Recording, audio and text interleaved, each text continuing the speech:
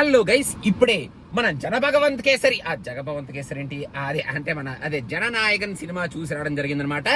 Before we go into the movie ఒక్కసారి ఈ video చూసేయండి, మీకు అర్థమవుతుందన్నమాట ఏం జరుగుతుందో.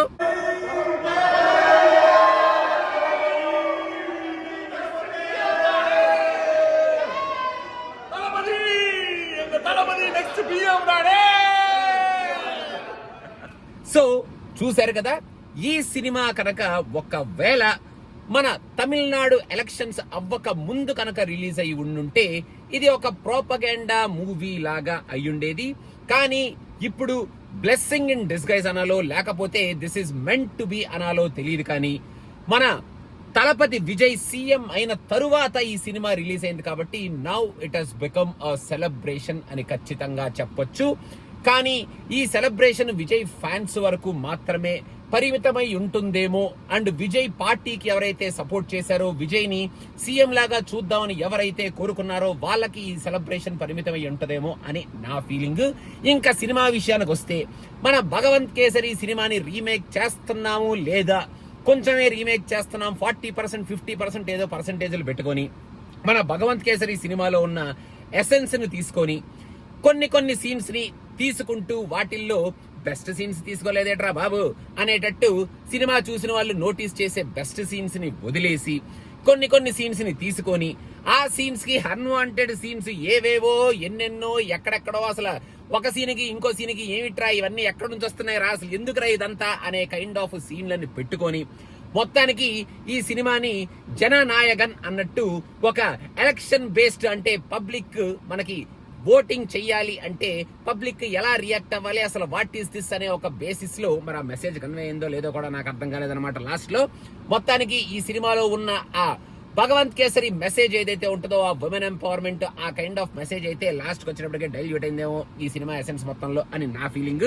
ఫస్ట్ హాఫ్ లో ఈ మూవీలో భగవంత్ కేసరి సీన్స్ తో మనల్ని బానే అలరించారు. కాకపోతే భగవంత్ కేసరి సీన్ల వరకు బానే ఉంటాయి, దానికి కట్ చేస్తే మన బాబీ డేవల్ సీన్లు వస్తుంటాయి. మరి ఎందుకు వస్తున్నాయో ఏమో, ఎక్కడి నుంచి వస్తున్నాయో తెలియట్లేదు. మనోడు మాత్రం అదేదో కిల్లరో మిల్లరో హిల్లరో అనుకుంటూ నువ్వు వెళ్ళరా బాబు వెల్లర్ అనేటట్టు ఆ సీన్లన్నీ ఉంటాయి అనమాట. Not at all interesting. ఇంకా ఫస్ట్ హాఫ్ లో నాకు తెలిసినంత వరకు ఆ ఫ్లాష్ బ్యాక్ ఎపిసోడ్ ఏదైతే ఉంటుందో ఆ ఎపిసోడ్ కూడా మరి అంత పవర్ఫుల్ గా లేదేమో అని నాకైతే అనిపించింది.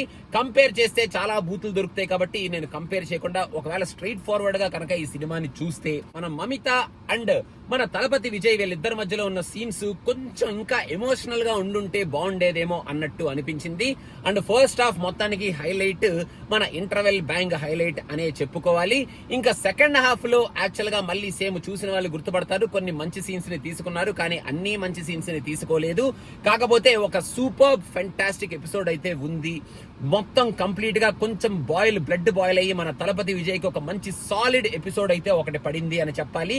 కానీ ఆ ఎపిసోడ్ అయిన తర్వాత మరి క్లైమాక్స్ లో ఆ కుక్కలు, ఆ రోబోట్లు అవన్నీ ఎక్కడి నుంచి వస్తున్నాయో, ఈ ఆర్సీ రిమోట్ కంట్రోల్ వార్ అని చెప్పి అదేదో మరి అసలు ఇంగ్లీష్ మూవీ చూస్తున్నాం అనుకోవాలా, కొరియన్ మూవీ చూస్తున్నాం అనుకోవాలా, ఆ రెండింటిని మిక్స్ చేసిన ఒక తమిళ సినిమా చూస్తున్నాం అనుకోవాలా, ఏమనుకోవాలో తెలియదు. కానీ మొత్తానికి అలాంటి ఫైట్ సీక్వెన్స్ ఏదో వస్తుంది అనమాట.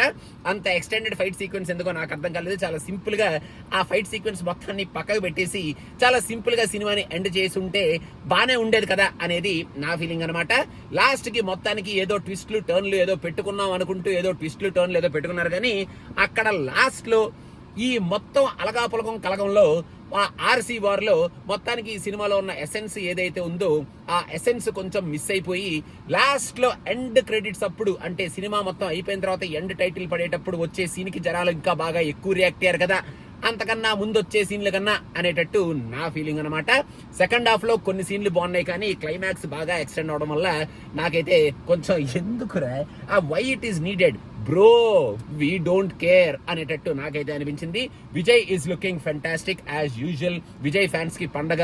అండ్ వన్ లాస్ట్ డాన్స్ అంటూ ఒక నాన్ స్టాప్ డాన్స్ వేసాడు, ఎరక్ కొట్టాడు Vijay, and he entertained his fans and Tamil Nadu audience as usual. మరి వన్ లాస్ట్ టైం అనాలో మళ్ళీ ఇంకొక సినిమా చేస్తాడో ఎప్పుడు చేస్తాడో తెలియదు, కానీ for now they can celebrate Vijay with his performance అనేటట్టు ఆయన క్యారెక్టర్ ఉంది. Bobby Deol also did a great role. అంటే ఫస్ట్ నుంచి లాస్ట్ వరకు బాబీ కూడా చాలా స్ట్రాంగ్ గా నించొని ఫైటింగ్ లో అవి ఇవి చేస్తూ ఎక్కువ ఎక్స్ప్రెషన్లు పలకపోయినా మొత్తానికి చాలా స్ట్రాంగ్ గానే ఉన్నాడు. సెకండ్ హాఫ్ లో కొంచెం ఒక మంచి స్ట్రాంగ్ ఎపిసోడ్ పడింది మన బాబీకి అని చెప్పాలి. ఇంకా పూజా హెగ్డే అలా వచ్చి అలా చూసి విజయ్ ని hey I'm heroine so I'm following for you in the right away next scene అన్నట్టు అలా పడిపోద్ది అనమాట. లవర్ లాగా మారిపోద్ది. That is very surprising in the movie. ఇంకా ప్రేమని also played a very important role and Prakash Raj villain role కూడా బాగానే పండింది అని చెప్పాలి. మన అనిరుద్ధ్ ఇచ్చిన background score also played a very crucial role in this movie. కొంచెం ఏదో సంగీతాన్ని గీతాన్ని అలా మిక్స్ చేసి ఏదో tongue tongue tongue tongue tongue tongue అనేదో ఏదో డిఫరెంట్ మ్యూజిక్ కొట్టాడు.